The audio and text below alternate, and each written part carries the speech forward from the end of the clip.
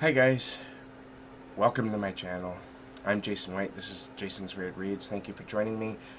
And today is just going to be a casual video. I just wanted to sort of catch up on the things I've been reading. And I haven't posted a video in a little while because I've been kind of busy. You know what, but I've still been reading. I've been reading a lot. And I haven't done an update in a while. I kind of wanted to just catch up with that because I've read a few pretty good books. So let's get started. Oh, before I do get started, if you're new here and you like horror fiction, dark fiction, like thrillers, although I don't read too many thrillers, but you know, science fiction, fantasy, horror, if you like that type of stuff, hit the subscribe button and we'll discuss some books. Alright, so uh, I recently read this book with Rachel from Shades of Orange, Regina from Regina's Haunted Library, and Shaun from Eclectic Reader. I hope I got that right. And that is The Institute by Stephen King. Now this book, whew, you know, it's been a while since I've read a brand new Stephen King book, and this came out, I believe, late September. I can't remember the exact date, but people have been praising this book, and for good reason. This book is it's really fast paced. It's not really a horror story. It's more of a thriller. I don't know if I want to get too deep into this book right now because I might review it separately. I think it deserves its own review. We all seem to enjoy it. I don't know if Shaun's finished it yet. He was a little bit behind, but Regina, me, and Rachel, we all enjoyed this. It's definitely one of King's bests of his more recent releases. The one thing I really enjoyed about this book were the characters. I really liked the villains because they had a lot on the line. Just I wouldn't say just as much, but you know, the victims or the protagonists, they were sort of victims until they decided to take things into their own hands. Um, and you know, I like that too because, well, let me get into the story here. It's basically, if you're familiar with Stranger Things, there's a similar uh, correlation here with kids being kids with special powers, sort of like telekinesis and what's the other? Telekinesis and telekinetic mind powers, basically.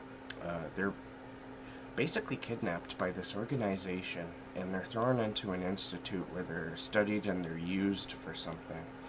And I really like these characters because they decide to do something about it instead of just sitting around.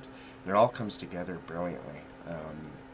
I highly recommend this book. If you're into Stephen King's more thriller side, I really enjoyed it, and I kind of want to go back and start reading newer Stephen King stuff because I've kind of gotten behind on reading Stephen King.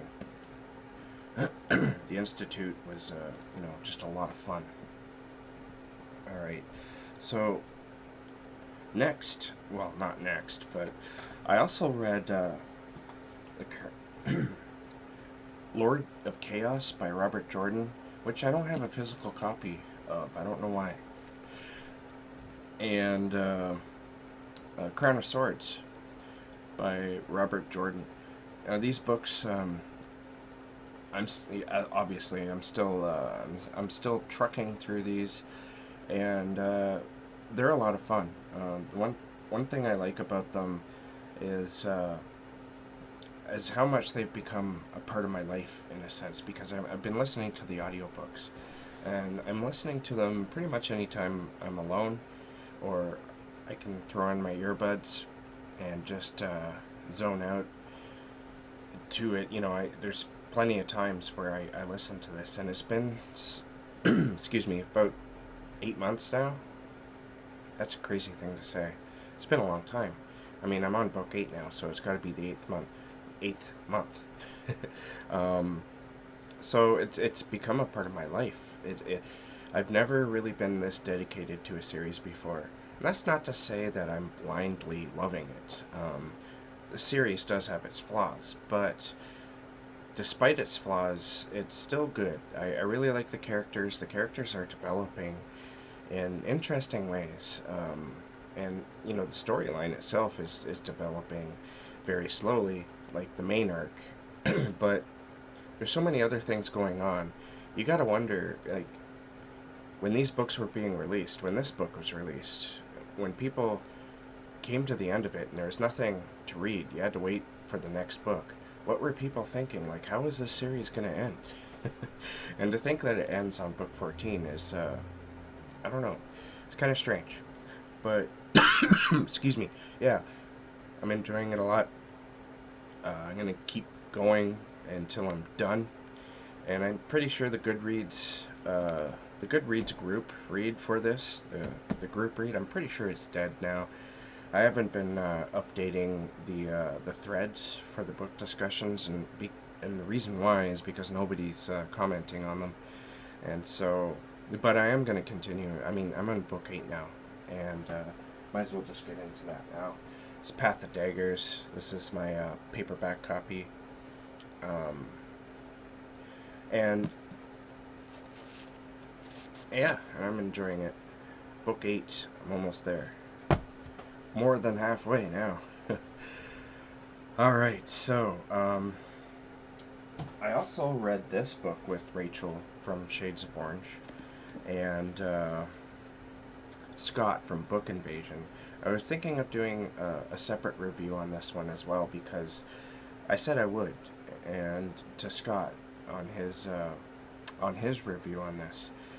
And so, well, I'm talking about The Outside, of course.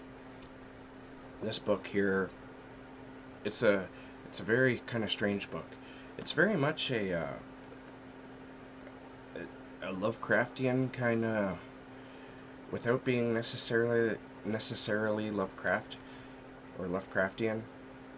I think this borders on weird fiction more so, with Lovecraftian elements. But, you know, saying that isn't to say that this is a horror novel by any means. It's more of a science fiction novel. And Rachel, I think, mentioned that she had trouble distinguishing the religious aspects of this, uh, and categorizing that into science fiction. She felt that they were more fantastical. I uh, I felt that the science in this book was pretty, when it was there, which was a lot.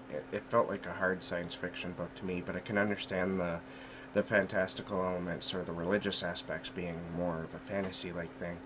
And basically, in this book, people worship artificial intelligence that humans created themselves a long time ago. And to be honest with you, I kind of forget how the artificial intelligence or how they became godlike, except for the fact that they can take our souls and give us an afterlife, and that's why we worship them.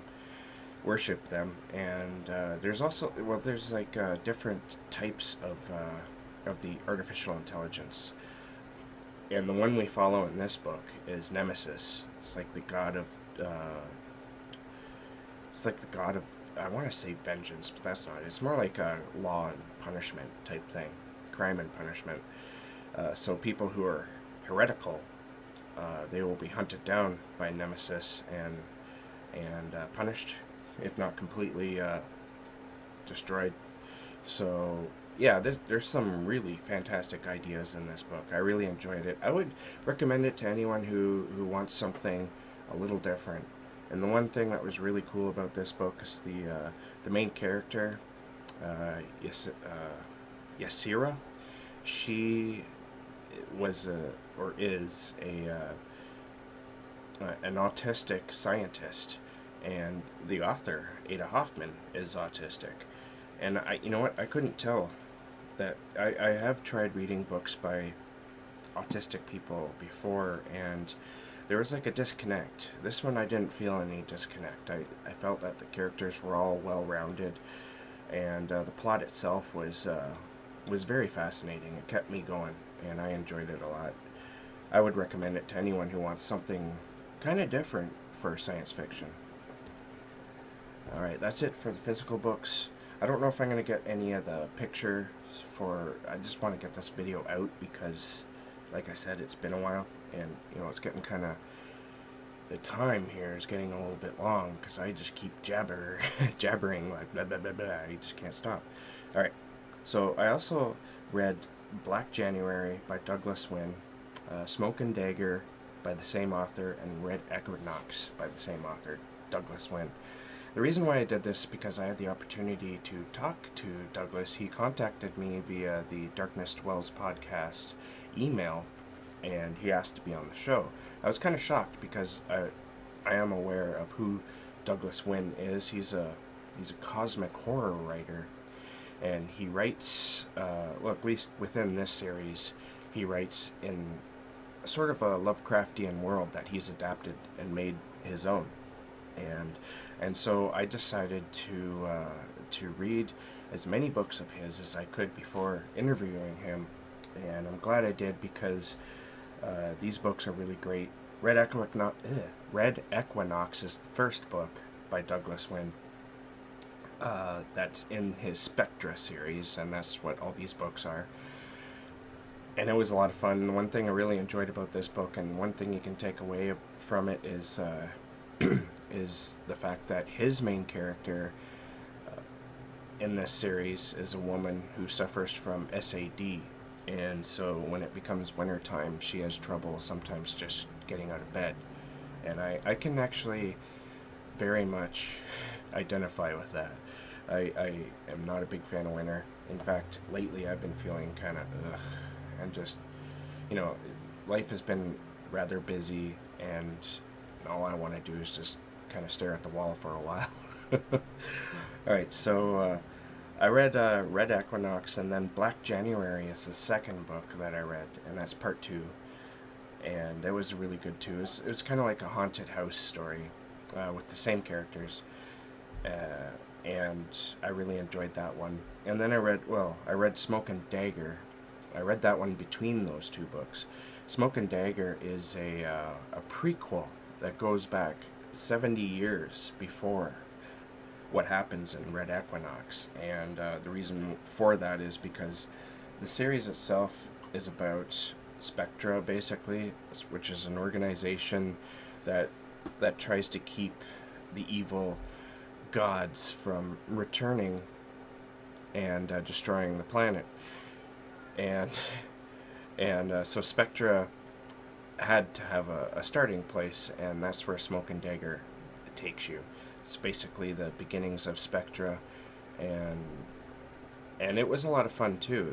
There are some interesting things that Douglas did with this book that I enjoyed, like incorporating a real person who is a scientist and a cultist, both at the same time. And he actually died in an explosion because he was a rocket scientist, like a literal rocket scientist, and he died in an explosion, I believe. I forget the character's name. I should have looked that up before talking about this, but it's Paul something, I think.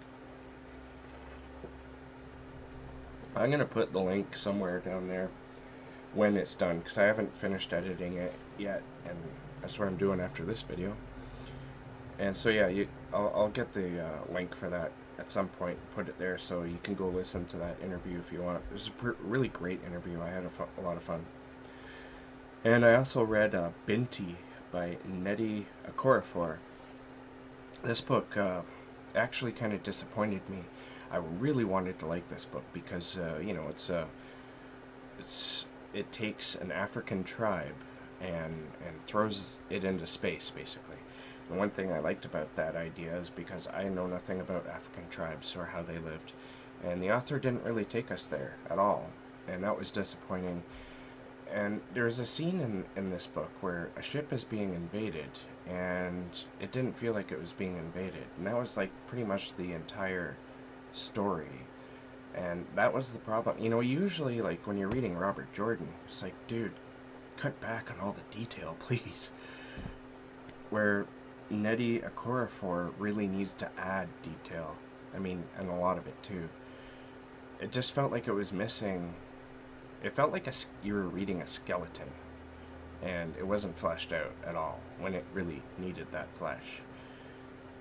There's like a couple more books in this series. I'm gonna probably read them at some point because I just want to see if she adds layers to this story.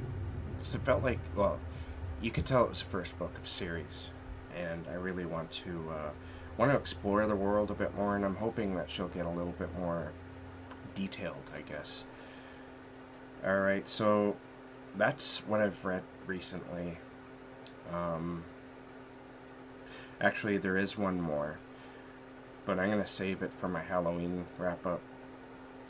So right now, so there's like the Outside and Binti were for my failed attempt at at reading at least my goals for the science fiction space opera September readathon. And I'm still reading Short Way to a Small Angry Planet by Becky Chambers because a couple other books sort of hijacked that. I'm planning on going back to that and finishing it. I'm at like 60% of that novel, and I'm really enjoying it. It's really a great book. The characters in that book are just, they're awesome.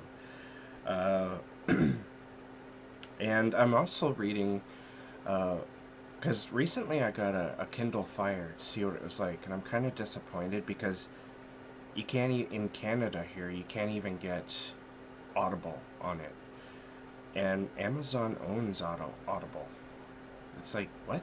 Why not? Come on, catch up. You can in the States anyway. So that's very disappointing. I really was hoping to get Audible on there, but um, of course, you can get the Kindle reading app on there. It comes with it. It's what it's for basically. And reading, I've been reading graphic novels on this thing because it's awesome. And right now I'm reading American Vampire and taking my time going through it, but I'm really enjoying it. It's a fantastic story. It's gruesome and it's violent and it's pissed off. I love it. I can't wait to finish it and continue on with the series. The cool thing about this series is that it's all on Kindle Unlimited. So if you have Kindle Unlimited and you have a pretty decent tablet to read by, definitely check that out. You could use your cell phone, but I kind of hate reading comics on cell phones. It's just wrong.